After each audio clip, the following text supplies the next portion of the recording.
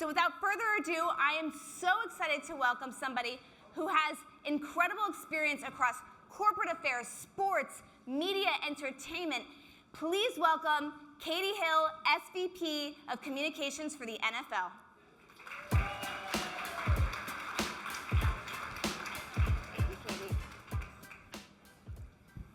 Katie, it's an incredible time for the NFL. Congratulations on record ratings over the Thanksgiving holiday. Thank you, thank you. But what's so interesting is if you and I were to have been having this discussion a few years ago during COVID, calling Kaepernick, one would say that the NFL was one of the most polarizing brands. Today, the NFL seems to be one of the most brand safe companies. So how did you guys make that transition reputationally? Yeah, Sarah, it's a great question. And I think, for us, everything starts with our on-field product, which is the game. And from that flows the fact that we have these incredible ratings and viewership, that it's must-watch TV, it's appointment viewing. And from that flows the fact that we have this platform, right? And with that comes this incredible responsibility. And so, what you have seen in these headlines that everybody's seen, over the past few years is we have used tough moments to think about how we can be part of the solution, And again, it all sort of comes back to, though, the fact that we spend an immense amount of attention, including as communicators, talking about the excitement of what's happening on the field week in and week out in season. You talked about finding the solution.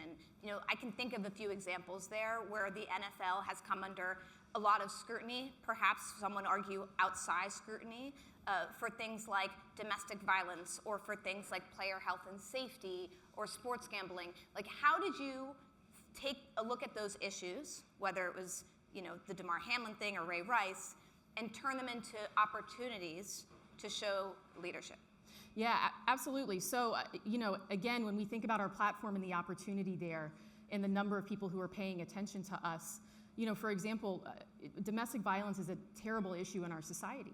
And we saw an opportunity to be a leader in that space. And so we are now one of the largest corporate funders of domestic violence prevention programs in the country. And we're incredibly proud of that work. And we communicate around it in really creative ways, both locally and nationally. When it comes to player health and safety, this is a top priority for us. We've made a lot of progress over the years in making the game, as safe as possible and keeping players healthy. And so we talk a lot about improvement to equipment, the way that we have changed how practices happen and how all of that has trickled down through all levels of the game, from obviously our games at the pro level to college to high school football to youth football. And in terms of the platform that we have, which you mentioned, what it reminds me of the most, honestly, and I've thought a lot about other sports leagues and some of our partners and sort of who the best comp is. And for me, the thing it reminds me of is the White House and working at the White House, where you're on this, you're doing this high wire act day in and day out. If you say something, it makes news. If you don't say something, it makes news. You have a huge embedded press corps that covers your every move, that requires real kind of strategic care and feeding. But also then you have incredible communications opportunities. When you talk about leveraging your platform, the platform is changing a lot, because when I used to cover the NFL, it was not on streaming. Now, a vast majority of your rights have moved to streaming.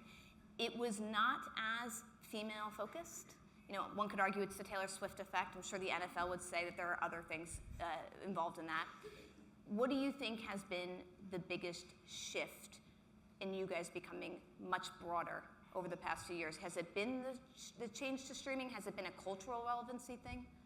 Yeah, well, so I'll go back to where I started, and then listen, I could talk endlessly about the fragmentation of the media industry, how we deal with it as communicators, how we deal with, how the league thinks about it in terms of business strategy, and I'll try to touch on all of those things.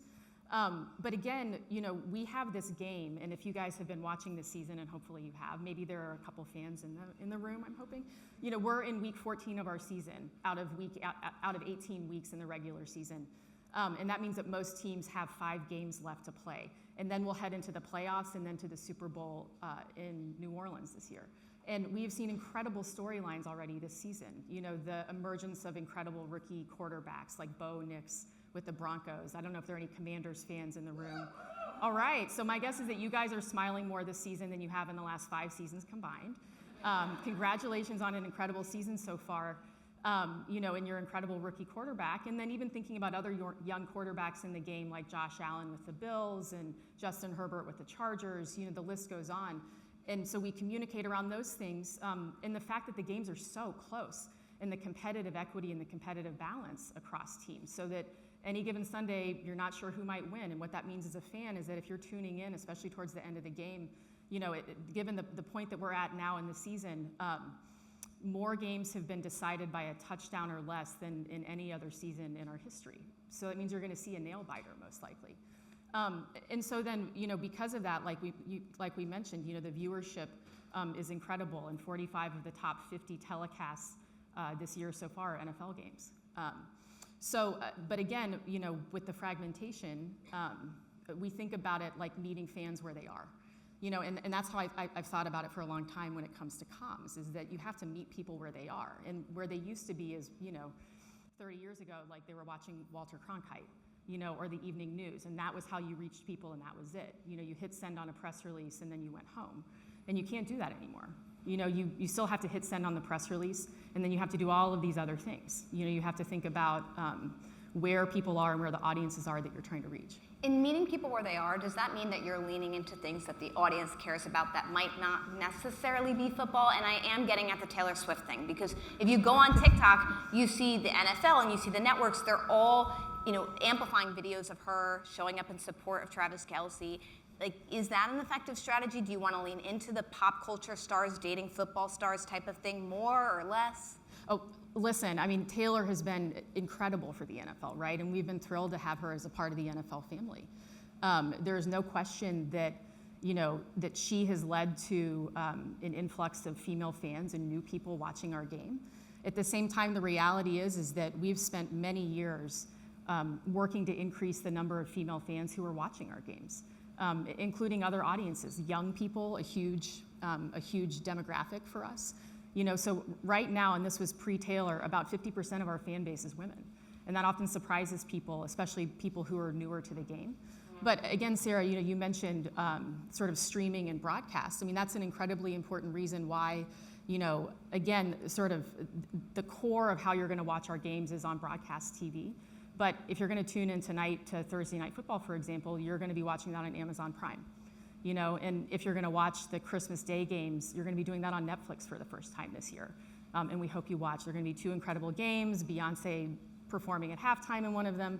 But again, right, so we lean really heavily into the pop culture aspect, because it is about meeting people where they are. You have to do that as businesses, but you really have to do it as communicators. When we talk about pop culture, I also think about the NFL's international ambitions, because I think culture is one of the easiest things to export. Sometimes culture is sport, sometimes culture is music. Right now you're in Brazil, Germany, the UK. Like, walk me through, as a communicator, what you're trying to make the world understand about the NFL as you look to be more international. Yeah, listen, we are trying to build the NFL as a global sport.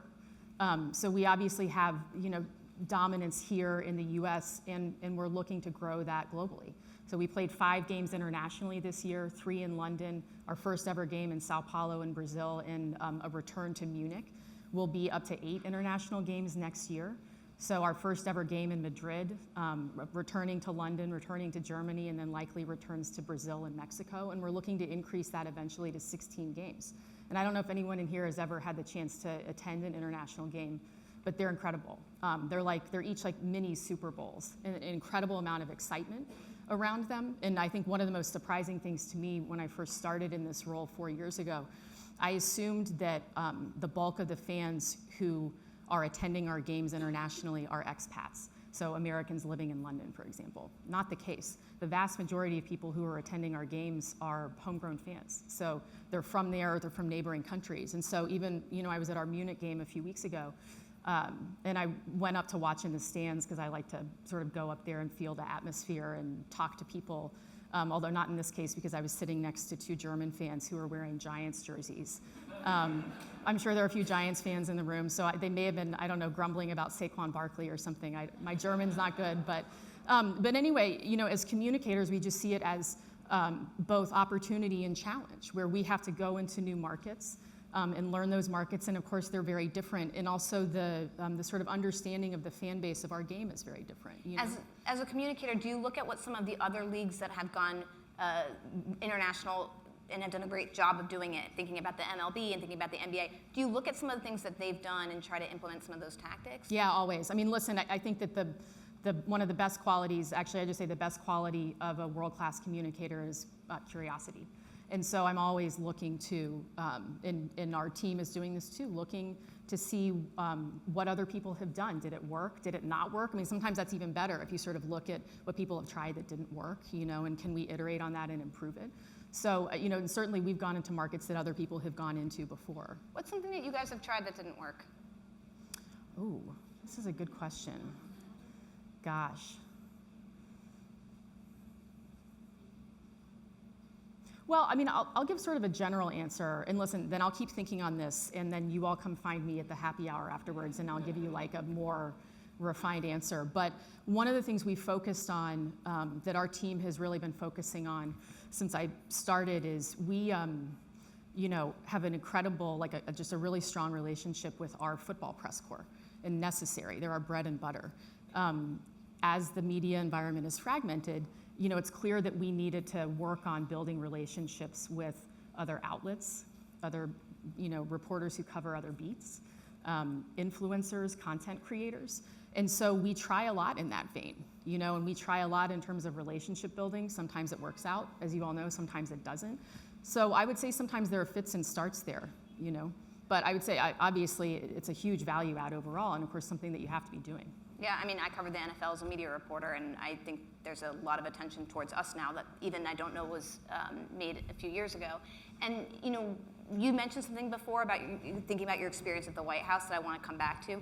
What's interesting about the NFL is it's 32 teams, but they all have different owners, but they're all part of your league. So how do you as a communicator address the fact that you have 32 different constituents, kind of like you have all these different government agencies, but you still need to have a streamlined message? Yeah, totally.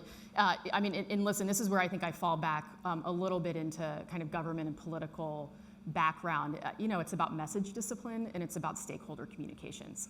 And that is how we think about it a lot. You know, that we have this really sprawling ecosystem, and it's not different, honestly, or that different. It is different, but it's not at a macro sense from, you know, companies and organizations that people in this room work for, where you all also have sprawling ecosystems and different groups of stakeholders. And it used to be 30 years ago, you communicated with one voice to all of them at once, and that isn't the case anymore.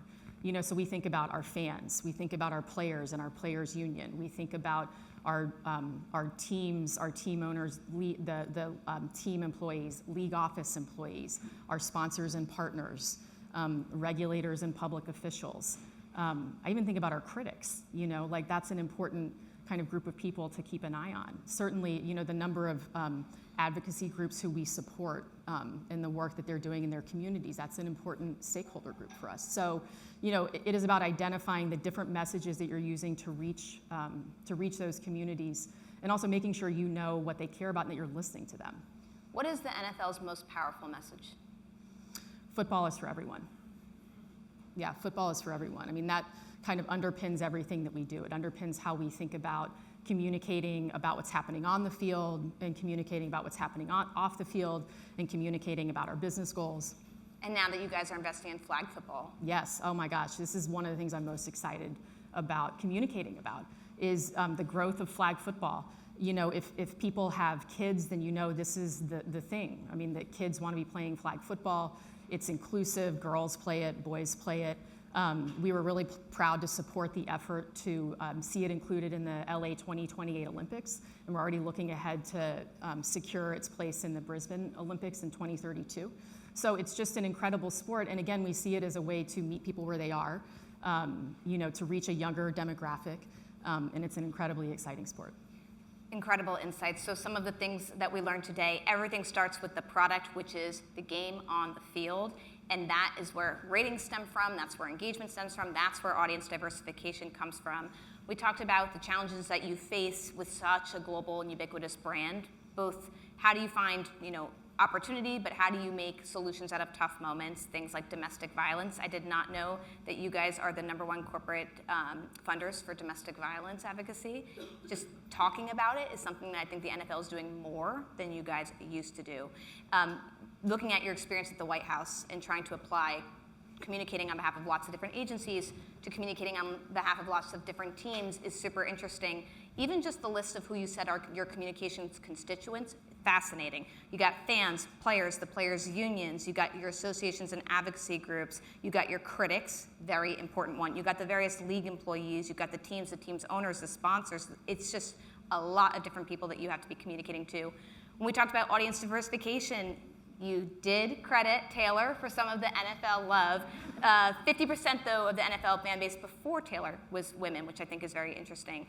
And then I'm very excited about the NFL going global. So, 5 games international this year. Next year we're going up to 8 international games, adding Madrid, which will be exciting. Hopefully one day we get to 16 games. You said they're kind of like mini Super Bowls, so I want to experience that. And then the last thing, I love that you said the #1 thing that you really have to be focused on is just curiosity. And we're going to talk to a lot of communicators today about what their big pieces of advice are for folks like you in the room, but I think that is always a good one. Everyone, a round of applause for Katie Hill, SVP at the NFL. Thank you.